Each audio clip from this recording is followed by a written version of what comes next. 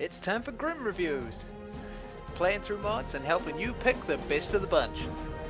Let's get on with it. Alright, here's another quickie for you. It's Hodrans Orb, published by Drakur on the 16th of October 2012. Like I said, another quick, short dungeon. It's quite small and makes use only of the standard assets. There are no custom assets to be found here. So, what do we have on offer? Well, first off, the layout is slightly different from your standard layout. I would say that it's sort of a non-linear linear thing going on. And you may be thinking, what do you mean by that? I mean, you can wander anywhere you like inside the dungeon.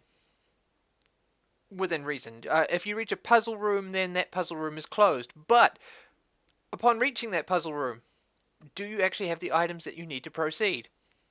Maybe you don't. Maybe you have to go to another room. And because the items that you need for certain puzzles are in other puzzle rooms, it means that you have to do them in a certain order.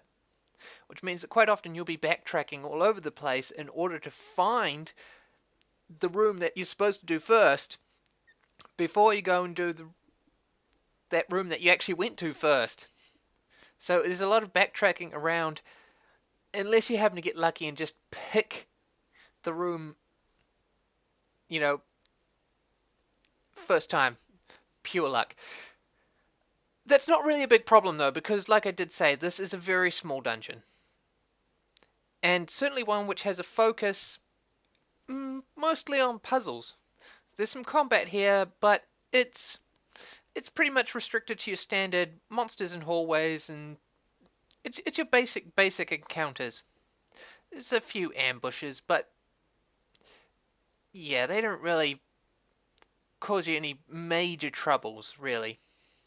So, yes, the puzzle elements, they're certainly the focus, and there's a mix. There was, some of them are quite easy. One of them involved simply stepping on the correct pressure plates in the correct order in a certain amount of time.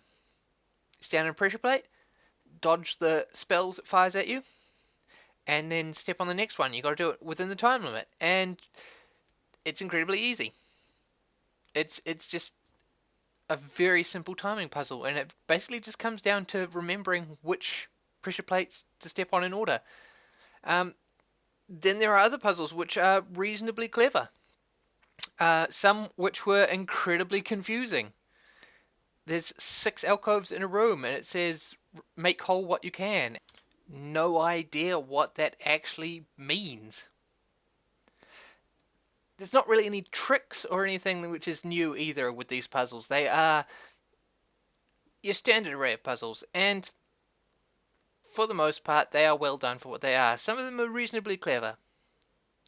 Some of them simple. It's really nothing to write home about, but it is an early mod, so it's not beyond anything that you really.